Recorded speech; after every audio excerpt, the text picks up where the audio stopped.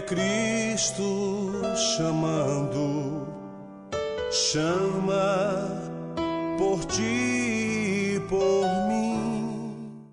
A Real Bus está de volta à estrada. Uma volta responsável e controlada, seguindo todo o protocolo de higiene recomendado pelas autoridades de saúde. Uso obrigatório de máscaras, álcool em gel para todos, higienização completa dos ônibus e renovação do ar a cada minuto durante o trajeto. Se o seu destino for João Pessoa, Campina Grande, São João do Cariri, Serra Branca, Sumé, Monteiro, São José dos Cordeiros ou São Sebastião do Umbuzeiro, conte com a gente. Mesmo em tempos desafiadores, o compromisso da Real Bus é com a sua satisfação.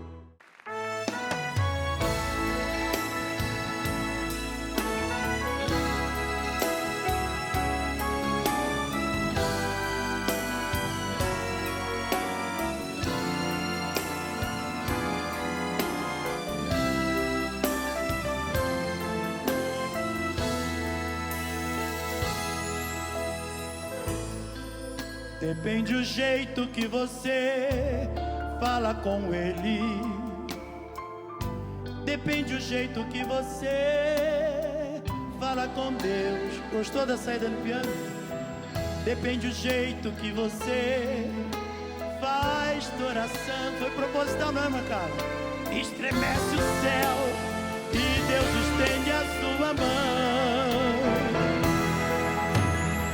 Quem sabe estás tão abatido, sem forças pra falar. Quem sabe o que e também nem por onde começar. Mas se você não se esquecer ou fingir e fizer adoração, a qualquer instante Deus pode mandar a solução. Aí ele nega. Existe um jeito de mover o coração de Deus. Existe um jeito de sentir de Deus a proteção.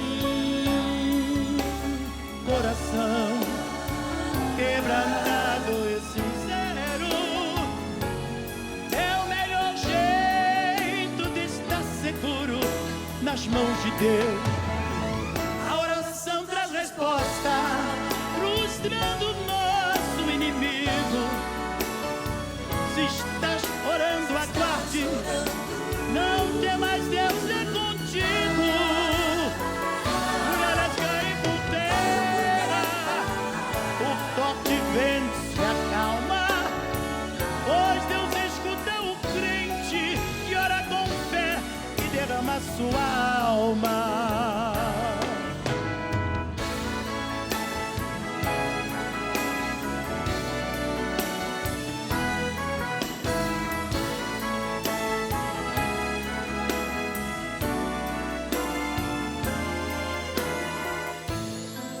Depende o jeito que você fala com ele,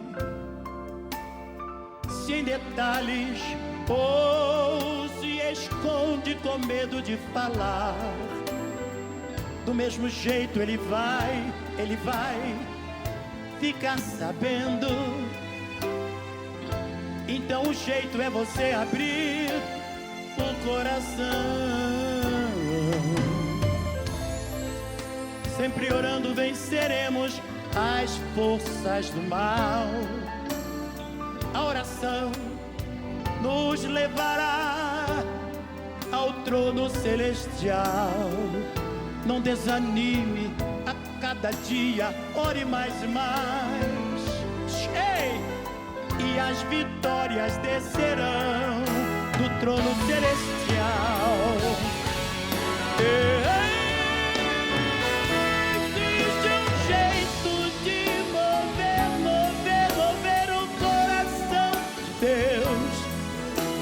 Existe um jeito de sentir de Deus a proteção.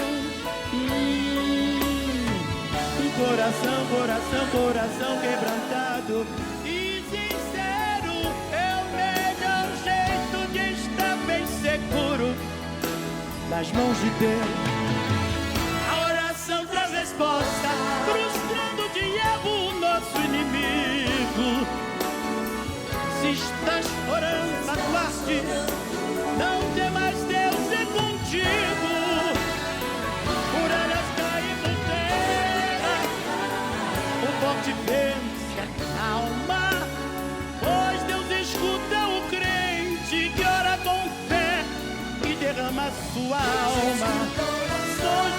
escuta o crente que ora com fé, que derrama sua alma, que derrama sua alma.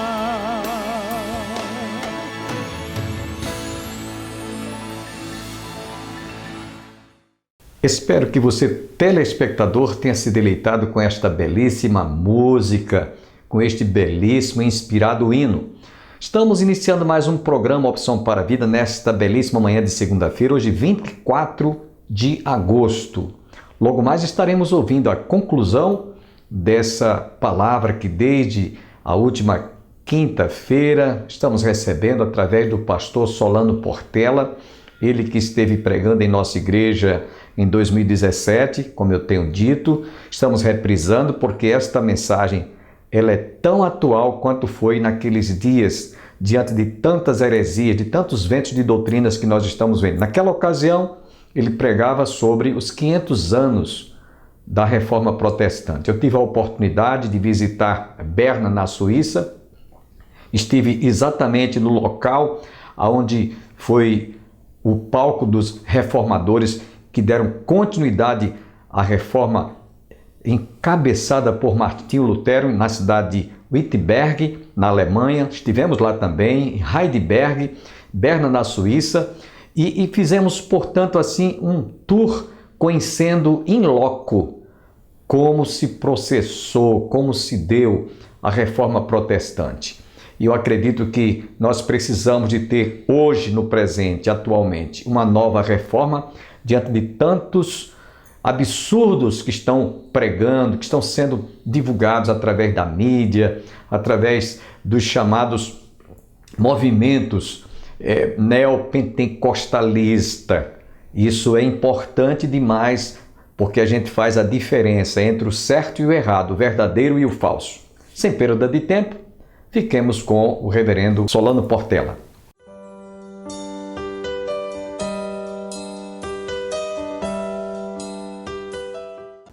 Tiago fala lá, né, que nós devemos dizer, ele fala contra aqueles que dizem: amanhã nós vamos para tal lugar, vamos vender tal, vamos ter lucro. E aí ele diz: antes devias dizer. Note, ele não está proibindo o planejamento, não. Antes deverias dizer: se Deus quiser, faremos isso ou aquilo. Então o proibido é o planejamento fora dessa percepção de que Deus é soberano e que as coisas acontecerão se Ele quiser. Mas será que Deus realmente determina as ações das pessoas? Bom, nós cremos que sim, porque na execução do seu plano soberano, diz o texto bíblico, Ele executa tudo o que acontece. E esse fato não é muito fácil de aceitar, muitos têm dificuldade em aceitar. Mas vejam, só tem duas posições possíveis: ou Deus determina as ações, ou Ele não determina, e o homem é completamente autônomo dele. Como é que alguns pretendem compreender essa questão que é muito difícil? Alguns dizem: bom, Deus não determina na realidade.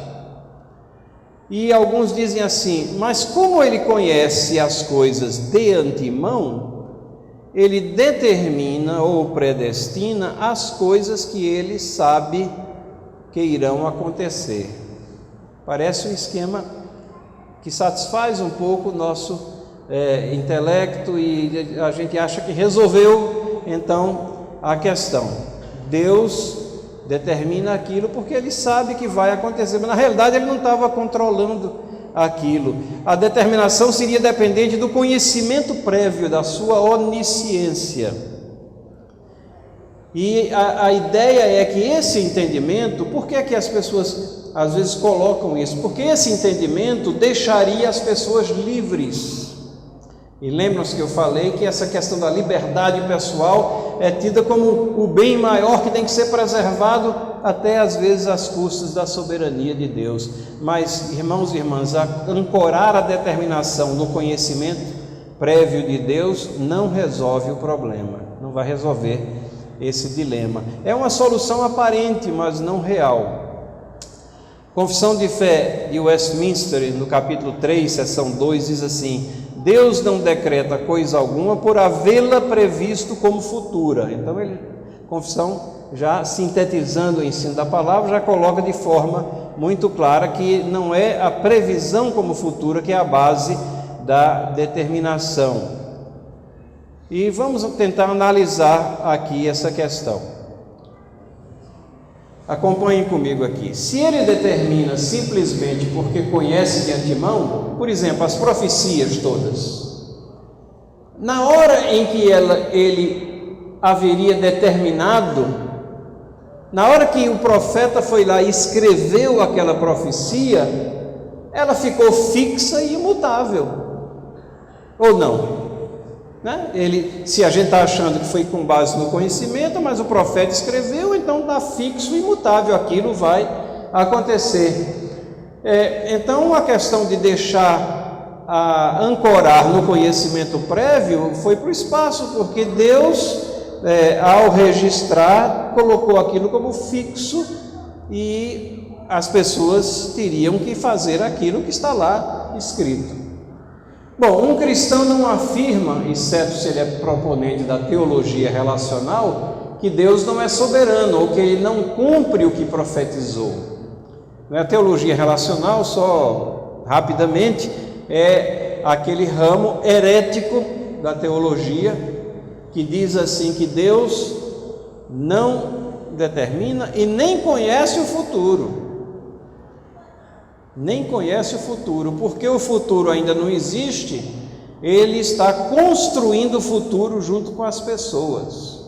Ora, é desnecessário dizer que isso contradiz metade da Bíblia, né? Mas é uma teologia, ela existe, e o nome relacional é porque eles dizem assim: se fosse dessa maneira, o relacionamento dele com as pessoas não seria autêntico. Ora, mas a Bíblia diz que o relacionamento de Deus conosco é autêntico, e diz que Ele sabe, Ele conhece, Ele determina, e diz que nós somos responsáveis. Então todas essas verdades estão na palavra de Deus. Bom, como fica a defesa da liberdade restrita das pessoas, do livre-arbítrio, se essas profecias estão registradas? Se as pessoas que são os agentes diretos do cumprimento das determinações que Deus colocou no seu plano, apenas porque ele já conhecia, se elas resolverem mudar de ideia na última hora, como é que faz para desescrever aquilo que está escrito? Né? Não tem como. Como fica esse plano de Deus? Deus vai ficar mudando à mercê das determinações do homem até quando? Então, nós entramos, a gente acha que resolveu o problema, mas na realidade a gente entra numa dificuldade maior. Deixa eu colocar isso aqui como um diagrama aqui para a gente procurar entender um pouco mais, né?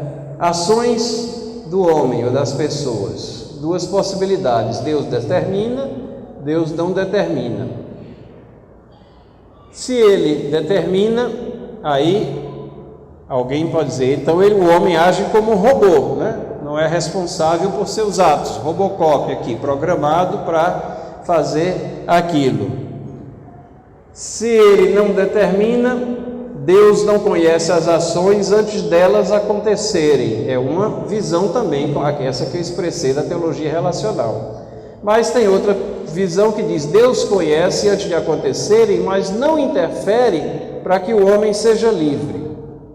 Mas a possibilidade bíblica que Deus determina, mas as ações são operadas voluntariamente, é o que nós estamos apresentando, chamando de livre agência, apesar de determinadas por Deus.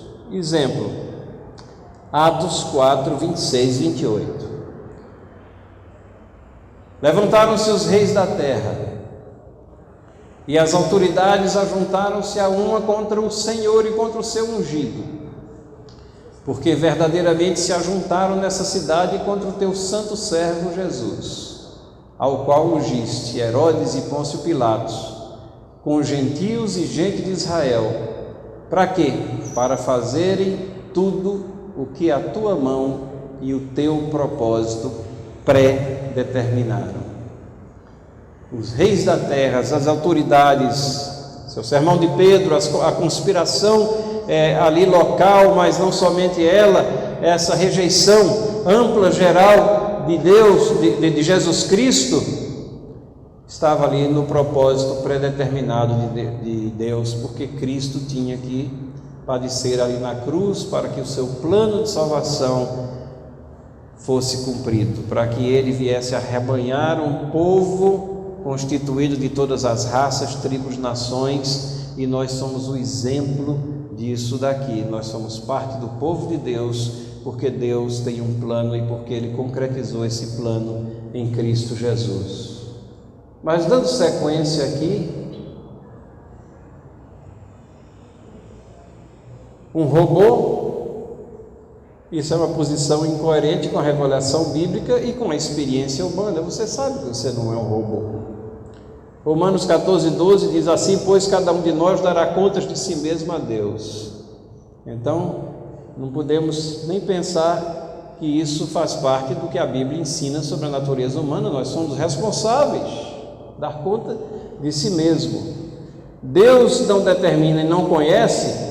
Impossível. Como é que ele pode reger o mundo se ele não sabe o que vai acontecer no próximo minuto? Deus não determina, mas conhece. Mas como essas ações são livres e são fixadas?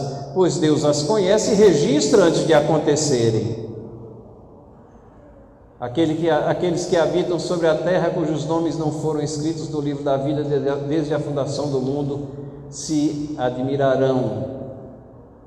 Agora, nós temos aqui livre agência. Essa posição é coerente com a doutrina de um Deus soberano que tem um plano. Se Ele conhece e as ações são livres, mas fixadas, mas se elas não foram determinadas por Deus, existe uma força fora de Deus mais poderosa e independente que tudo determina? Claro que não. Essa posição aqui é incoerente com a doutrina revelada de Deus e com os seus atributos. O texto que nós já lemos de Isaías 46, 9 e 10, não vou ler novamente, apenas o final. O meu conselho permanecerá de pé, farei toda a minha vontade. Salmo 147, 15, no entanto, diz: Ele envia as suas ordens à terra e sua palavra corre velozmente. Deus é Deus soberano, executa o seu plano, executa os seus desígnios. E aí a gente fala da soberania de Deus e acho que às vezes até aqui todos nós concordamos que Ele é soberano, tem um plano, aí a gente começa a particularizar na salvação, aí a gente diz, não, mas aí não. Mas é tudo parte, não é, de uma mesma verdade. Esse é apenas um ponto específico no plano de Deus, e é isso que recebe o nome de predestinação, porque sendo Deus soberano, não existe uma área sequer de nossas vidas que esteja ausente ou autônoma do seu plano maravilhoso, e isso inclui a salvação de almas. A gente podia definir como sendo o aspecto da preordenação de Deus, através do qual a salvação do crente é considerada efetuada de acordo com a vontade de Deus, que o chamou e o elegeu em Cristo para a vida eterna, sendo a sua aceitação voluntária da pessoa sacrifício de Cristo uma consequência dessa eleição e do trabalho do Espírito Santo que efetiva essa eleição, tocando em seu coração e abrindo-lhe os olhos para as coisas espirituais. Meu irmão, minha irmã, no momento em que você se apercebe de seu pecado, de como ele lhe afasta de Deus, é a evidência já do Espírito Santo de Deus tocando no seu coração. E aí você vem, você não tem opção, você vem voluntariamente para Cristo, porque você está sendo tocado pelo Espírito Santo de Deus. E é por isso que nós oramos. É por isso que nós evangelizamos, para levar a mensagem de Deus, porque Deus nos comissionou que aprove a Deus salvar aos homens pela loucura da pregação. Então nós levamos a mensagem, mas não é a eloquência nossa, não é a nossa capacidade de convencimento, mas é o Espírito Santo de Deus que vai fazer a sua obra, vai tocar corações e vai provocar conversões. A fonte é a soberana vontade de Deus. Vejam, somente no capítulo 6 de João. Se vocês pegarem o livro de João e começarem a marcar, vai ver quantas vezes nós temos essa visão aqui apresentada. Versículo 37 diz assim: todo aquele que o Pai me dá, esse virá a mim, e o que vem a mim, de modo nenhum lançarei fora. Versículo 44, para não deixar dúvidas, Jesus repete, ele está ensinando os discípulos: ninguém pode vir a mim se o Pai que me enviou não o trouxer, e eu ressuscitarei no último dia. Versículo 65, e prosseguiu: por causa disso é que vos tenho dito, ninguém poderá vir a mim se pelo Pai não lhe for concedido. O texto continua lá e diz que muitos deixaram a Jesus naquele momento porque essas verdades os incomodavam grandemente, e realmente é algo complexo, difícil de entender, mas está na palavra de Deus. A causa é a misericórdia infinita de Deus e é a manifestação de sua glória, a fim de que também desse a conhecer as riquezas da sua glória em vasos de misericórdia, que para a glória preparou de antemão. E os objetos são pessoas pecadoras, eu ou você. João 1:12, 13, mas a todos quanto receberam, deu-lhes o poder de serem feitos filhos de Deus, a saber, os que creem no seu nome.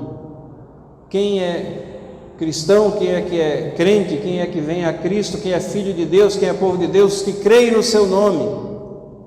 Mas continua o texto: os quais não nasceram do sangue, nem da vontade da carne, nem da vontade do homem, mas de Deus. Os meios para concretizar o chamado externo. Muitos são chamados, mas poucos escolhidos. E a resposta ao chamado interno, esse versículo aqui em Atos 13:48, ele ilustra e concretiza e cristaliza o entendimento dessa questão. Lá, depois daquele sermão, diz assim: e creram. Quem foi que creu? Todos os que haviam sido destinados para a vida eterna. Notem, o texto não diz foram destinados para a vida eterna todos os que creram. Ele dá tem uma nuance teológica aqui: creram todos os que haviam sido destinados para a vida eterna.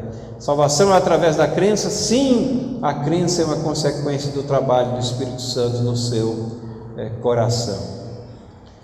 E na história, essa doutrina esteve presente. Os judeus aceitavam normalmente, nós já lemos esse verso aqui em Provérbios, que Deus regia a história.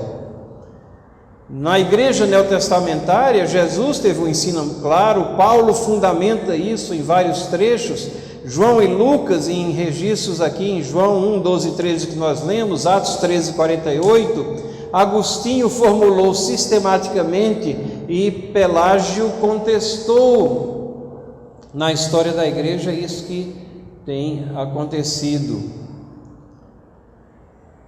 A Igreja Católica foi esquecendo gradativamente, foi se envolvendo com misticismo, tradução humana. Na pré-reforma, os valdenses, os citas, lollardos, eram todos grupos que foram até a palavra de Deus e resgataram também a visão da soberania de Deus. Na reforma, Lutero, a gente sempre coloca essas questões como Calvino, mas Lutero teve uma controvérsia com Erasmo de Roterdã e ele escreveu um livro chamado A Prisão do Arbítrio. Na realidade, em português parece que ele é publicado com o nome Nascido Livres, ou Nascido Escravo, alguma coisa assim. Eu não estou bem lembrado do título em português, mas a tradução literal seria A Prisão do Arbítrio. Depois da reforma, nós temos Melancton, Zwingli, João Knox e João Calvino. Ele sistematiza, ele não gera, ele não vai criar uma doutrina nova, é uma sistematização. Jacobus Arminius foi aquele que atacou essa visão e daí surgiram os chamados 5 pontos. Na realidade, os 5 pontos do calvinismo, eles são um contraponto aos 5 pontos do arminianismo. Então, é um posicionamento da doutrina na história da igreja que nós estamos vendo, que está presente nas confissões. Agradeço a você, telespectador, que esteve conosco neste comecinho de semana. Hoje estamos exatamente aos 24 do mês, o mês está indo embora praticamente, e que bom é que você está conosco. Tenham todos um bom dia, que todos fiquem com Deus e até o nosso próximo programa, se Deus quiser.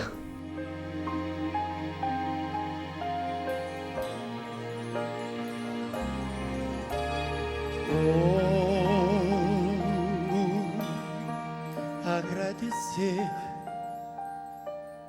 por tudo que fizeste a mim.